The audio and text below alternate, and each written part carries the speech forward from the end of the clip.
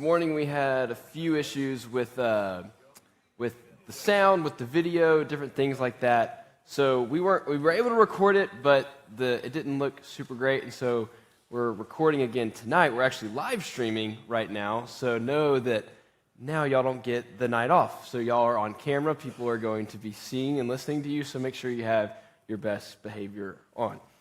But with that, I do want to welcome all the guys watching online, the South Campus, the guys out in Granbury, everybody who's joining us online. We're glad that you're here.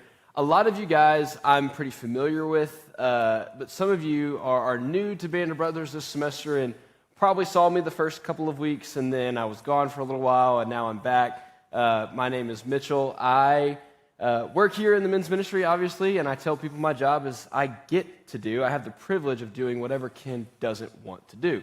That is my job, and I love taking part of it. But the real reason I was gone is because, as most of you probably know, my wife and I celebrated the birth of our first child. We had a son, and thank you. And what new dad would I be if I didn't come with pictures? And so this is Gregory Jude Dorris. He's going to go by his middle name, Jude, just like me. My name is Gregory Mitchell Dorris. And guys, he is a chunk. He was born at 9 pounds, 2 ounces. At his 1 month appointment, he was 13 pounds. To kind of put that into perspective, my younger brother was 13 pounds at his 4 month appointment. I've got a 1 month old who is 13 pounds now. So he is huge. It's awesome. And to answer the question that everybody's been asking me, no, I'm not sleeping. So how I'm up here able to function, well, I'm here, but I might not necessarily really be here because I'm tired. But as cliche as it sounds, being a dad is awesome. I've only been doing it for 6 weeks at this point, and I've loved every second of it. But yeah, so he's amazing, and he cries really, really loudly, and he wants to make sure every single person in the house can hear him, no matter where you are.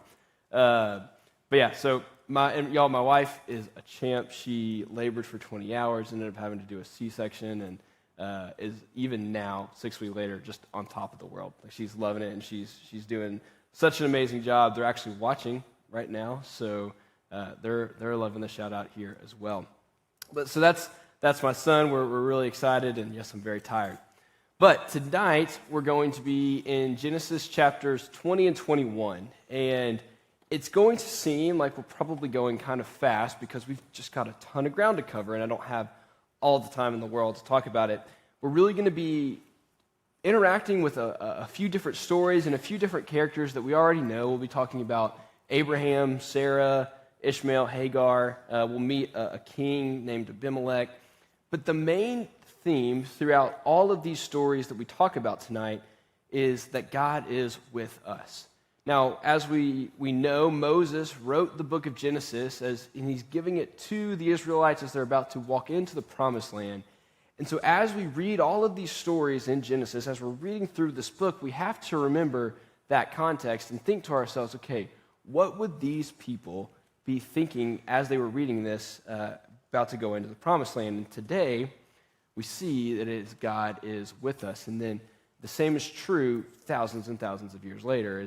The same was true for the Israelites then, the same was true for Abraham and his wife then, is true for us now, is that God is with us.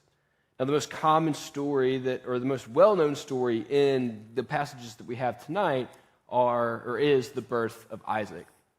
We're going to see the importance of this, obviously, because it fulfills the promise that Abraham was given by God in a few chapters ago, but also we're going to see that it is through Abraham's line, through Isaac, that eventually we get to Jesus Christ. And so when God says that he's going to bless all the families of the world through Abraham, through Isaac, through Jacob, it's because at the end of this is Jesus. And so that's the hope of the world, the hope of the nation. So I'm going to pray for us, but as I'm praying, y'all can turn to Genesis chapter 20 and 21.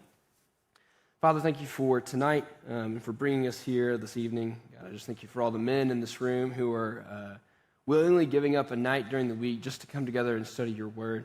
Lord, I pray that you would prepare our hearts and our minds for what it is you have to say, Lord, and continually reminding us that you're with us, that you protect us, that you're for us.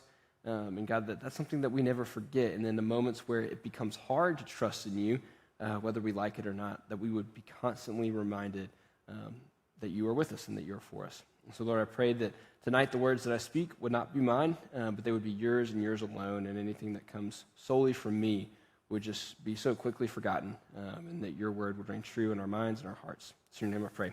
Amen.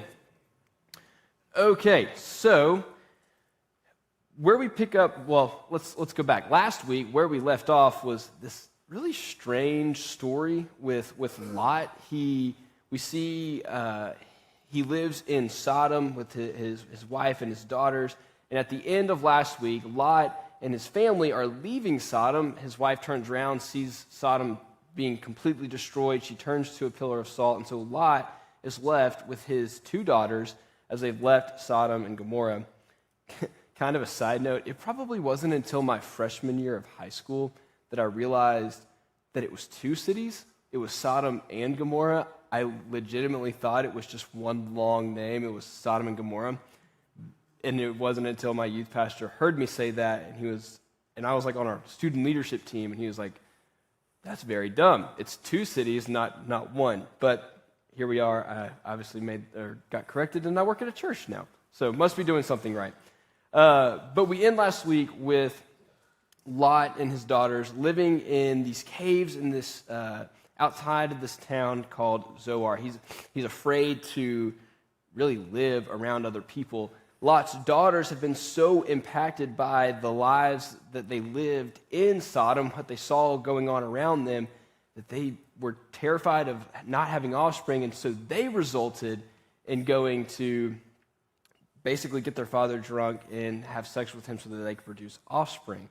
It's this very strange story that we see these decisions made of really an unrighteous life, and what happens from these two children is they become basically the leaders and the fathers of the Moabites and the Ammonites, two tribes that are pretty much a thorn in the side of Israel from this point forward. So from here, we really don't see Lot again. And we don't see him in Genesis. We don't interact with any more of him in any of the stories.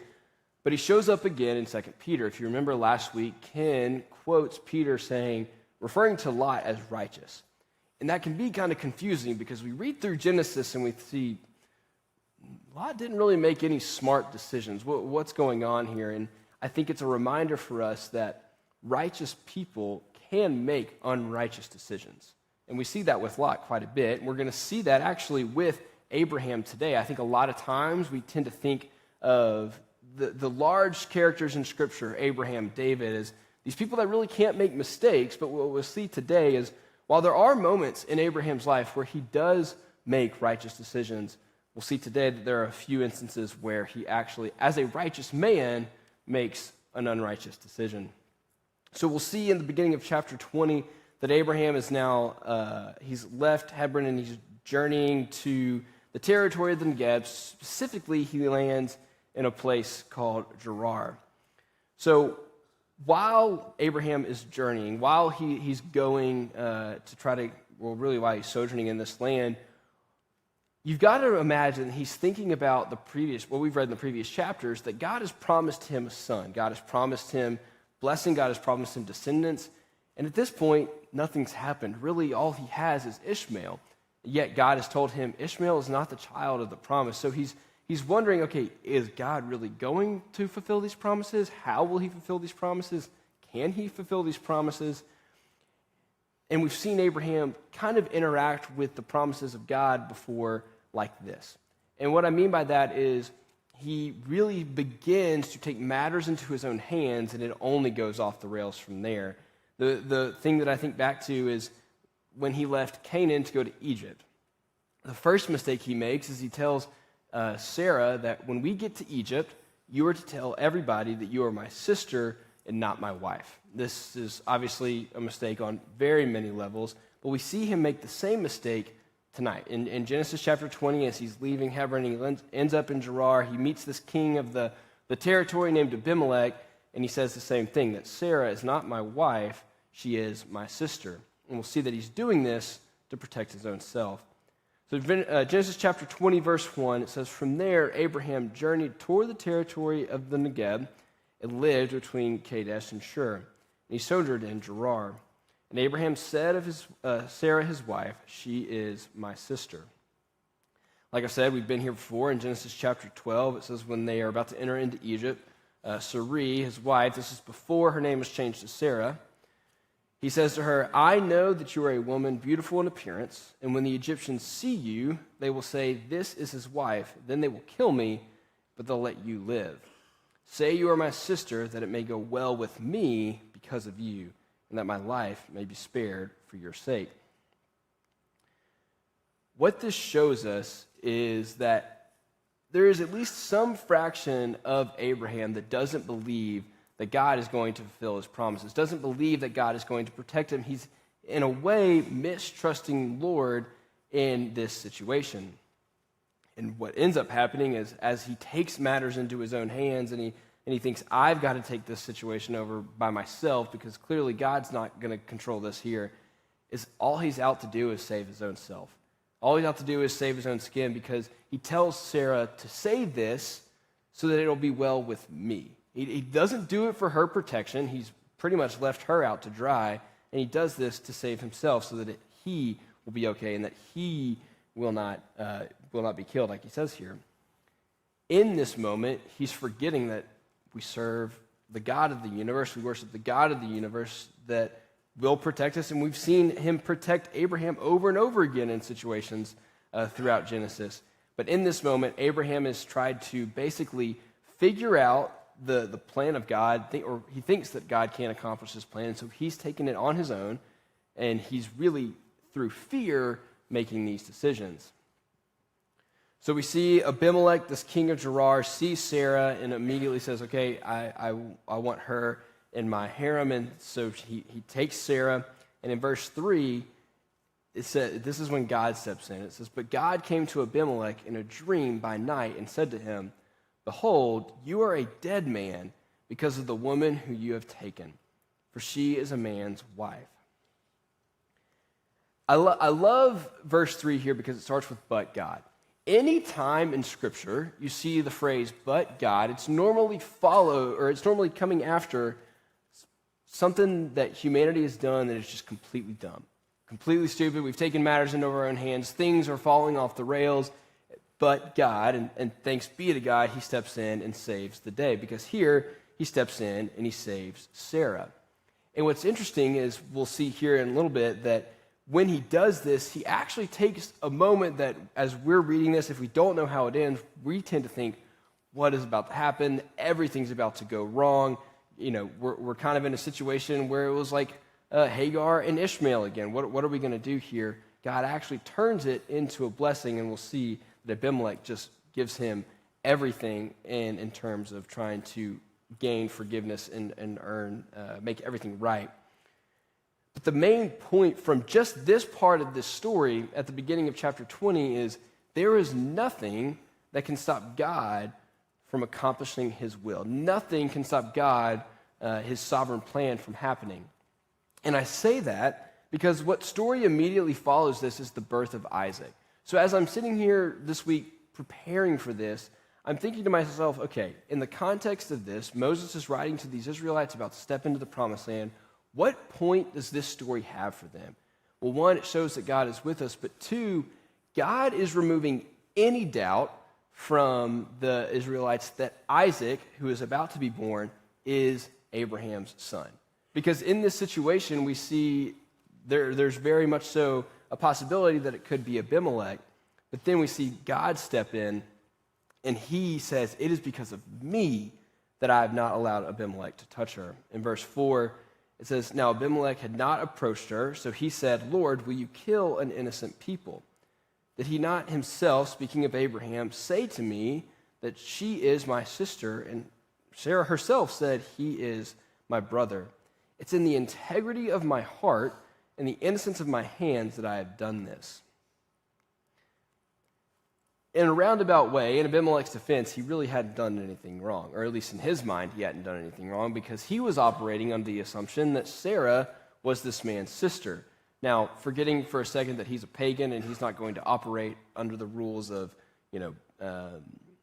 only sleeping with your wife and the man of one wife, that's not how he's going to see. But in his mind, he's like, this is this guy's sister, it's not his wife.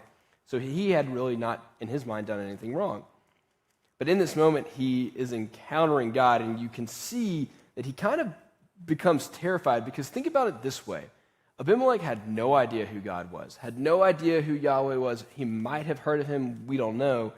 But then this divine power visits him in a dream and says, you are a dead man. I mean, we know who God is. Can you imagine being visited by God in a dream and the God of the universe, the God of everything, saying to you, you are a dead man?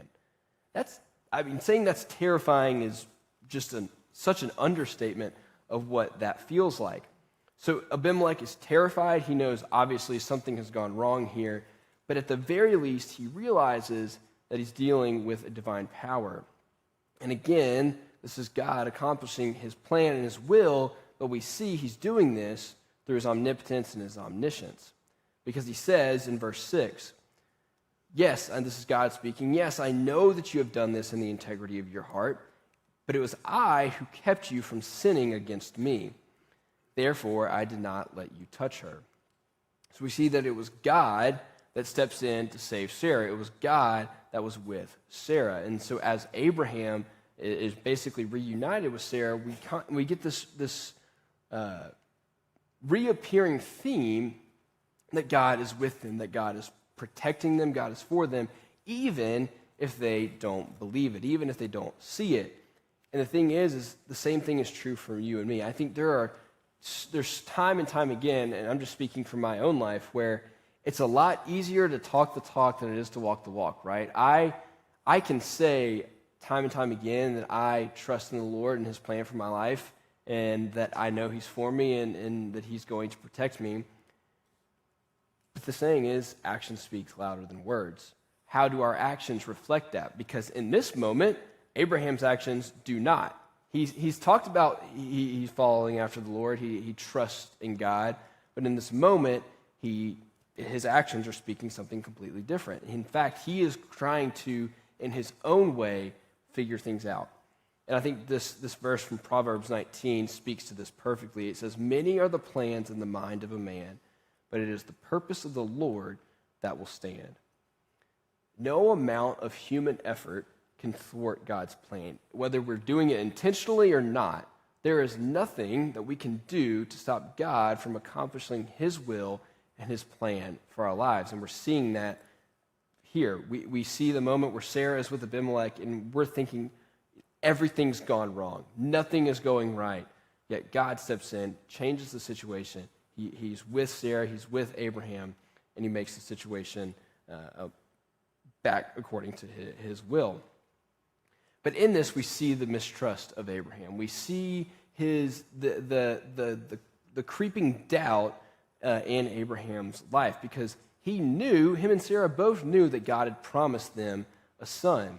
But his actions throughout these two chapters, as we'll see today, reveal that he doesn't fully believe that. I'm not going to say he doesn't believe it at all, but we'll see that his actions kind of prove that he has some doubts. But God would not let that get in his way. So eventually what happens is Abimelech approaches Abraham and says, what have you done? Why have you done this to me? Why have you brought this upon me? You know Sarah's your wife, yet you have lied to me and told me that she is your sister. Why? What have I ever done to you? And Abraham's response in verse 11 is, I did it because I thought there is no fear of God at all in this place, and they will kill me because of my wife. Besides, she is indeed my sister, the daughter of my father, though not the daughter of my mother, and she became my wife. In verse 13, and when God caused me to wander from my father's house, I said to her, this is the kindness you must do to me. At every place to which we come, say of me, he is my brother. Instead of apologizing, instead of owning up to his mistakes because he's been caught in the mistake, Abraham attempts really this half-hearted justification. He says, I'm doing this because I was scared, essentially. I didn't think that there was any fear of God in this place. And to a degree, he's right. Abimelech's a pagan, and nobody in his kingdom believed or worshiped God. And so, but he thinks, because of this, I must now take matters into my own hand because God's not going to protect us. So Sarah, you are my sister, not my wife. But then what's fascinating is we see in verse 17 that he says, I've been doing this since the beginning. He says, since I've been called out of the Ur of the Chaldeans, I've told Sarah, whenever we encounter anyone, you are to say that you are my sister and not my wife. Now, we have two instances in Genesis 12 and Genesis 20 of Abraham putting this on display, but we have to imagine in this journey of Abraham that is over 800 miles that this probably happened more than these two times. But he's been doing this time and time again. And what does this do? This is an action of his that shows us that he has some kind of doubt, some kind of mistrust in whether God's going to fulfill his promises and what he says. And yet again, as we see throughout the whole story of Genesis, that God is not going to allow this to stop him from accomplishing his will. And like I said earlier, in fact, God takes this story and it kind of becomes a blessing for Abraham because in an attempt to make everything right, in an attempt to make sure that he has been freed of any guilt, Abimelech gives him everything. I mean, he gives him sheep, oxen, servants, land. He gives him a ton of money and then also gives him Sarah back. And he says, take all of this. I want to make sure that I am no longer in the wrong and everything is going to be okay. And so in this situation where we think everything's gone wrong, God flips the situation around and it kind of becomes a blessing. But then here's the ironic part, and this is probably my favorite part of this story. In verse 17 it says, and then Abraham prayed to God, and God healed Abimelech and also healed his wife and female slaves so that they bore children. For the Lord had closed all the wombs of the house of Abimelech because of Sarah, Abraham's wife. So evidently, God, because of Abimelech's actions with Sarah, he had made it to where Abimelech's wife and all of Abimelech's slaves, basically this town of women was barren. They could not have children. They weren't able to produce children. And Abimelech turns to Abraham and says, will you pray to your God, the God that visited me in my dream, pray to him that these women would be fertile again. And the ironic thing is Abraham is praying to God to make an entire town of women have the ability to have children, yet he continues to mistrust and not believe that God can do that with Sarah. If God could do this for an entire city of women, why could he not do the same thing for Sarah? And here's where I love the way that Moses has written this, and I don't think this is a coincidence, because we end chapter 20 with Abraham praying to God to make all of these women fertile again, and then Moses immediately jumps into God doing what he said he would do, and Sarah becoming pregnant and giving birth to Isaac. It says in verse 21, the Lord visited Sarah as he said he would, and the Lord did to Sarah as he had promised. And Sarah conceived and bore Abraham a son in his old age at that time of which God had spoken to him. Verse 3, Abraham called the name of his son who was born to him, whom Sarah bore him, Isaac. These verses prove to us that God delivers on his promises. God is batting 1,000 when it comes to the promises that he's made. From the beginning of Genesis all the way to now, God has delivered on all of his promises, and he's doing the same thing here for Abraham. Everything that he's promised to him is now coming true. He's done what he said he would do. Sarah conceived, and she gave birth to Isaac. And I say it's ironic because Abraham continued to not believe that this was possible. And I know that because remember the reaction of Abraham and Sarah when God said this is what would happen. All the way back in Genesis 17, it says, then Abraham fell on his face and laughed and said to himself, shall a child be born to a man who is 100 years old? And shall Sarah, who is 90 years old, bear a child? Can you imagine us, or you, being visited by God, God telling you he was going to do something in your life, impossible or not in your mind, and your response is to fall on the floor and laugh. I think we pretty quickly forget how disrespectful this is of Abraham towards the Lord. God's saying, I promise you that this will happen. I promise you that I'm going to do this. And his response is laughing on the floor. He falls on his face and he laughs. And this is essentially saying to the Lord, there's no chance. There is no way that you're going to do this. Yet we see here in Genesis 21 that Abraham and Sarah give birth to Isaac. You see, in this moment, God is achieving the impossible.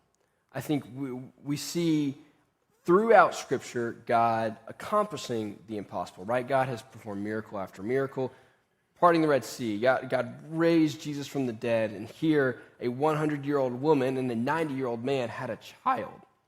I mean, that's crazy. Let's put this into perspective for you guys. I just turned 27 last week. My great-grandmother, she passed away a couple of years ago. If she were alive today, she would be just over 100. So what is happening in this story is somebody the age of my great-grandmother giving birth to a son. That's nuts. like that's crazy to imagine. I mean, I think about the hard parts that my wife and I just went through. I can't imagine my great-grandmother and like how frail and the age, like how is that possible? Well, it's possible because we serve and worship a God who can achieve the impossible.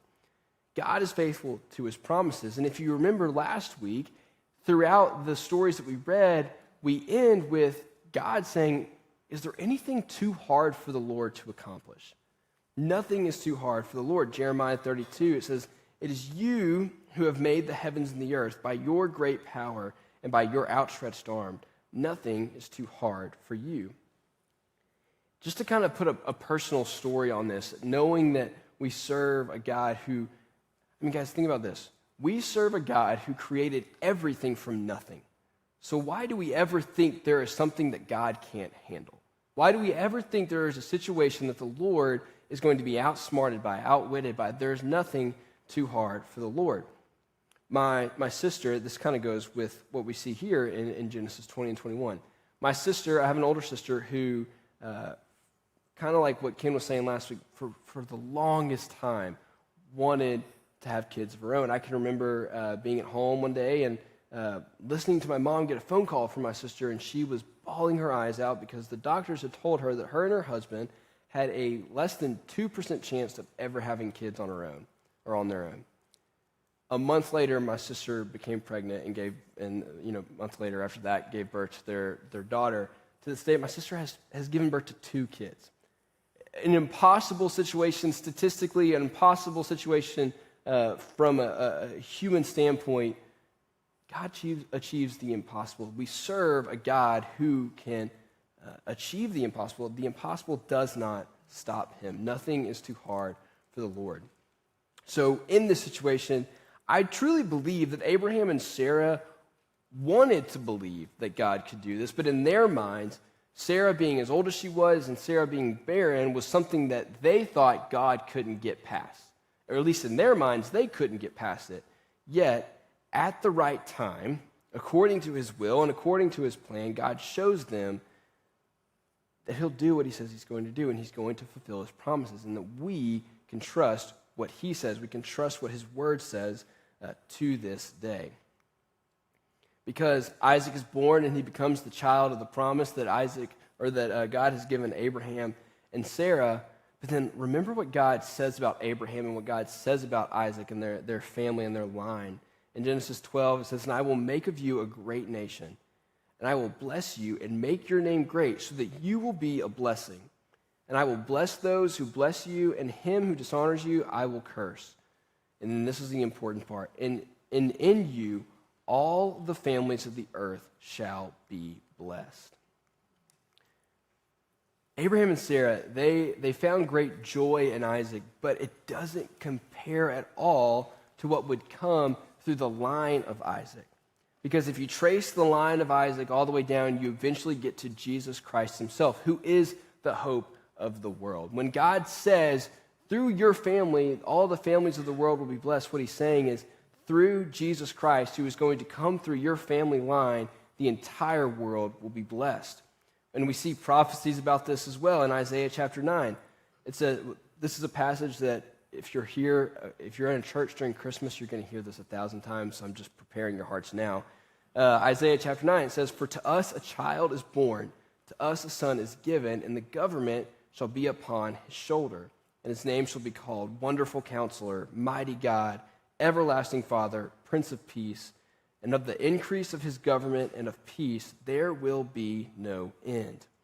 And then Acts chapter 3, calling all the way back to Genesis here, it says, "You are the sons of the prophets and of the covenant that God made with your fathers, saying to Abraham, and in your offspring shall all of the families of the earth be blessed. God, having raised up his servant, sent him to you first to bless you by turning every one of you from your wickedness." Through the promise of Isaac, God fulfills that. But what Abraham doesn't know and doesn't see is that later on down the line, through the family tree of Abraham and Isaac and Jacob, we are going to eventually get to Jesus Christ himself. And it is through that God fulfills his promise of turning everyone from their wickedness and us having the ability to have a relationship with the Lord and our lives being changed forever. This is the great hope and the great promise that we see the Lord fulfilling, even though at the moment Abraham doesn't realize that this is what's going to happen later on. So in this story, at just the right time, God is doing what he said he would do. And he's showing Abraham, you can trust me. He's showing us, as we're reading this, you can trust God. And he's showing the Israelites, as they're about to go into the promised land, that you can trust him no matter what. And this is just yet again another example of God being with Abraham and Sarah. God is with us. So then what ends up happening is, as Moses is writing this, he jumps to Ishmael. In verses 7 and 8, we're going to see kind of a time period jump as well. So Isaac is born in verses 1 through 7, and between verse 7 and verse 8, there's a gap of 3 years. So we're going to pick up 3 years later into chapter 8, and it says, "And the child," speaking of Isaac, "the child grew and was weaned, and Abraham made a great feast on the day that Isaac was weaned. But Sarah saw the son of Hagar the Egyptian, whom she had borne to Abraham, laughing. So she said to Abraham, 'Cast out this slave woman with her son, for the son of the slave woman shall not be heir with my son Isaac.'" So we're picking up with Ishmael again, and we know that Moses has jumped ahead 3 years here because the weaning process and the celebration of that would typically come once the child turned 3 years old. So we know that from verse 7 to verse 8, we're going ahead 3 years. And so in this, Abraham's throwing this feast to celebrate his son Isaac, and Sarah, who, as we've seen in the past, has dealt harshly with Hagar and has dealt harshly with Ishmael, sees Ishmael and immediately just swells with anger and tells Abraham, "You got to kick them out. I don't want them anywhere around this camp anymore." In this moment, it says that Ishmael was laughing. Sarah sees him laughing. And as I read that, I thought back to when Sarah and Hagar had their encounter a few chapters ago, where the term laughing in the Hebrew for Hagar could kind of mean a mocking laugh, and so this would obviously infuriate Sarah. And I look at that here. So Ishmael, it says he was laughing, and Sarah is angry. This Hebrew word really can mean a lot for a laugh. It can mean a genuine laugh.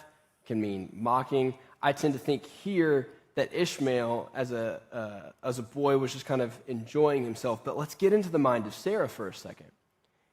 Every single day, she wakes up and she sees Ishmael, and she's reminded of the mistake that she made years ago. And obviously, we know that this doesn't sit well with her because of how she's treated Hagar and Ishmael.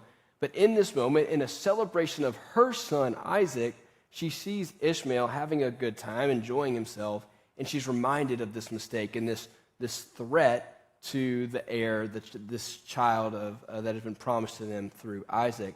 And so she tells Abraham, "Get him out of here. Kick them out. I don't want them around this camp at all." But we see Abraham being somewhat reluctant to do this. And we have to ask ourselves, why? If you go back to Genesis 17, where we see God promise what he's going to do with Isaac, and also he makes promises for Ishmael.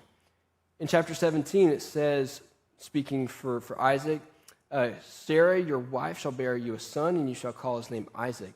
I will establish my covenant with him as an everlasting covenant for his offspring after him. And as for Ishmael, I have heard you, and behold, I have blessed him, and will make him fruitful and multiply him greatly. He shall father 12 princes, and I will make him into a great nation. So when Sarah tells Abraham, kick them out, I don't want them to be here any longer, Abraham's thinking, okay, God has promised to make Ishmael into a great nation. God has said he's blessed him. If I kick them out into the wilderness, they're not going to survive. So how is God going to be able to do this? And yet again, we're seeing this doubt creep into Abraham's mind of, okay, this is a situation that is impossible for God to figure out, because if they're in the wilderness, they're surely going to die. But yet again, we're going to see God step in and show Abraham that he can trust him. Verse 12, God says to Abraham, be not displeased because of the boy and because of your slave woman. Whatever Sarah says to you, do as she tells you, for through Isaac shall your offspring be named. And I will make a nation of the son of the slave woman, speaking of Ishmael, because he is your offspring. God's confirming yet again in a few short years to Abraham that he is in control. There's nothing outside of God's control. His plan is perfect, and he will accomplish his will no matter what. And part of that is Sarah responding the way she is. You and I all know that there are moments in our lives, there are things that happen that are happening because, according to God's will, but we don't understand why. And I think this is the situation where Sarah responding the way she did is a part of God's plan, because what happens is there needed to be separation between Isaac and Ishmael for God to fulfill his promises and his plan through Isaac.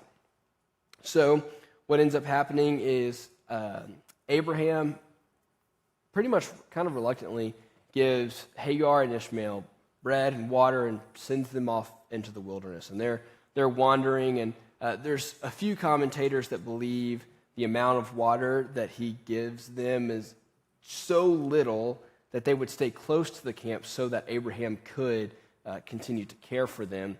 And if this were true, that's yet again Abraham trying to take matters into his own hands. But we see that they're wandering in the wilderness, and in verse 15 it says, when the water in the skin was gone, she, Hagar, put the child under one of the bushes. Then she went and sat down opposite him a good way off, about the distance of a bow shot. For she said, let me not look on the death of the child. And as she sat opposite of him, she lifted up her voice and wept.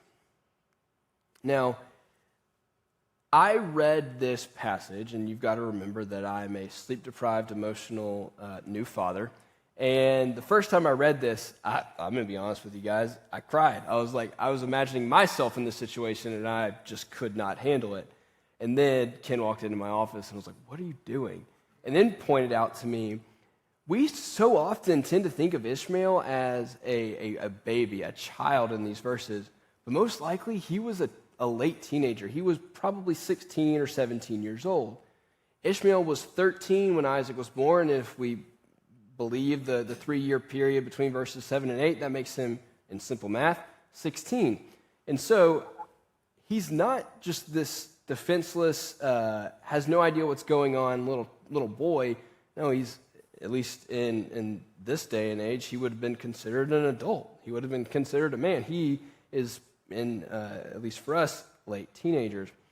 In this, so understanding that, we do see the love that Hagar has for her son in this desperate situation, but we're going to see, again, God step in, save the situation, God protecting Ishmael and Hagar, and God being with them. In verse 17, it says, and God heard the voice of the boy, and the angel of God called to Hagar from heaven and said to her, what troubles you, Hagar? Fear not, For God has heard the voice of the boy where he is. Up, lift up the boy and hold him fast with your hand, for I will make him into a great nation. And we see from this point on, God points out to them that there's water over in this area, and he revives them, refreshes them, and really sets them up from there.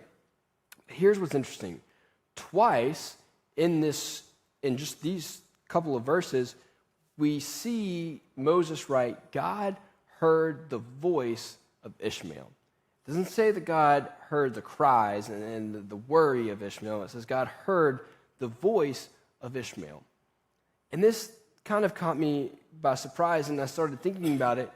Ishmael, his entire life, would have grown up understanding who Yahweh was, understanding who God was, because Abraham was worshiping God. Abraham was making sacrifices to God. It wasn't like God was this mythical, unknown creature to Ishmael. He would have grown up worshiping God. And so I think in this moment he could have been praying, because it doesn't say he's crying. It doesn't say that he's scared. It doesn't say he's worried. It says God hears his voice. God hears his voice. He says it twice. And at this point, God seems more concerned about why Hagar is so upset and so distraught, and says, no, I've heard the voice of the boy. Everything is going to be okay. And from that point forward, God doubles down on his promise to make Ishmael into a great nation. And kind of a point there, I think, at least for me, you guys might not be in this boat, but I sometimes kind of get confused on the definition of a great nation. But what he's saying here is he will make him a nation of many people. It's not, I think I get confused with being like, okay, you got Israel, like the great nation, and then, so what's God saying here? But in this instance, he's saying a great nation as in a number of people. And so through the rest of this part of the chapter, we see really kind of a summary of Ishmael's life. In verse 20, it says, and God was with the boy, and he grew up. He lived in the wilderness and became an expert with the bow. He lived in the wilderness of Paran, and his mother took a wife for him from the land of Egypt. Ishmael, from this point, is going to go on to marry a woman from Egypt. We'll see this a little bit later in Genesis 25. We'll get the more specifics of it. But he goes on to have 12 sons. Now, I think this is really through Genesis, we see a lot of comparing and contrasting of two characters. You see it with Abraham and Lot, and I think you also see it kind of with Isaac and Ishmael. And it makes you think, okay, throughout Abraham's life, we see the results of unrighteous decisions, and we see the results of righteous decisions. An unrighteous decision, having sex with Hagar, producing Ishmael, and we see from that point forward the results of what happens. Ishmael becomes the father of these 12 Arab nations that become just the thorn in the side for the Israelites moving forward. He made this decision by not trusting in the Lord and trusting in God's plan. But when he does, Sarah gives birth to Isaac, and we see Isaac later becomes the father of Jacob, and Jacob is the father of the 12 sons who become the 12 tribes of Israel. And so we see really two sons that have 12 sons, and from there, the complete opposite of each other.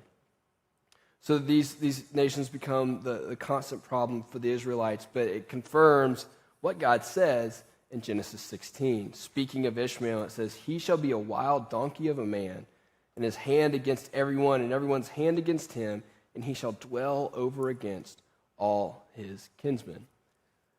The offspring of Ishmael become the thorn in the side of the Israelites, and that's exactly what we see God say is going to happen in Genesis chapter 16.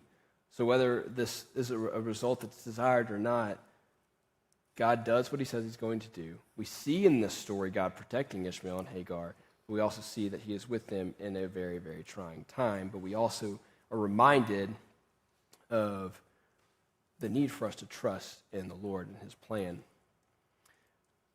We go from Ishmael and Hagar, and Moses jumps back to Abimelech.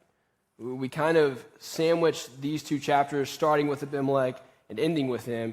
And he goes back to Abimelech because Abimelech is still not over everything that's happened with him and Sarah.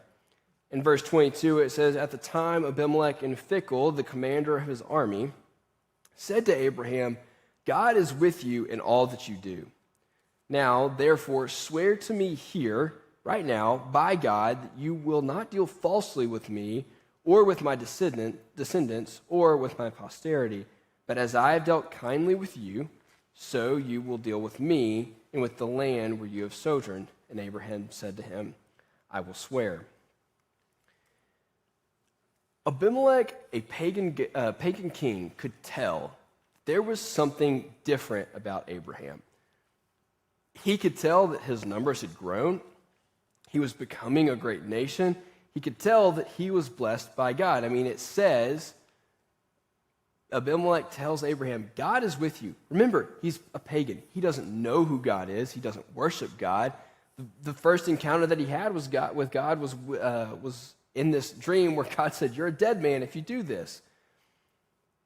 Yet, even still, Abimelech could tell that Abraham was blessed by God. And in all of this, through the Abraham growing to the size that he was, Abraham having a son, we see God fulfilling his promises. Genesis chapter 12, we see God tell him, I will make of you a great nation, and I will bless you and make your name great, so that you will be a blessing. So this pagan king seems to get it more than Abraham, that God is with him, that God has blessed him. This pagan recognized something about Abraham and his relationship with the Lord that Abraham did not. God was with Abraham and his whole family were blessed. And as I read through the end of this chapter, I was pretty convicted because I was hit with the thought of, is that true for us? Is that true for me? If I were to walk out of this building today and I met with my non-Christian friends, would they say of me, you're blessed by God? There's something different about you. This is what we see with Abraham. And I ask myself, can the same be said of us? And this leads perfectly into the questions for tonight.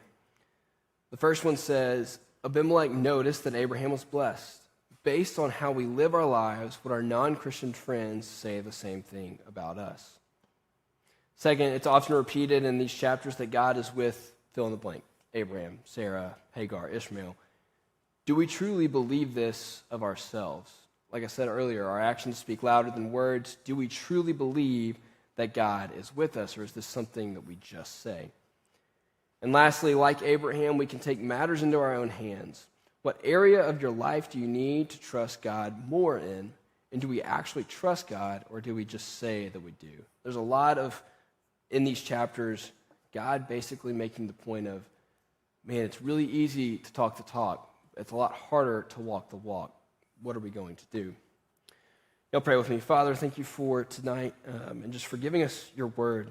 Lord, I'm constantly reminded as we're going through Genesis, this book that was written thousands and thousands and thousands of years ago, that your word is convicting, your word is active, and it is alive even today, and it is something that drives us from then to now to draw closer to you. Lord, I pray that your word would stick with us tonight in the discussion time, and Lord, that you would be with us as we discuss these questions. Father, thank you for just sending your son to die on the cross for our sins, Lord, and I pray that as we leave this room, we know we've been changed by your grace, Father, and I pray that we would share that with others, and Lord, that those around us, those people in our lives who don't believe in you, would see and notice that there's something different about us, and God, that would spur them to start a relationship with you. Pray all this in your name. Amen.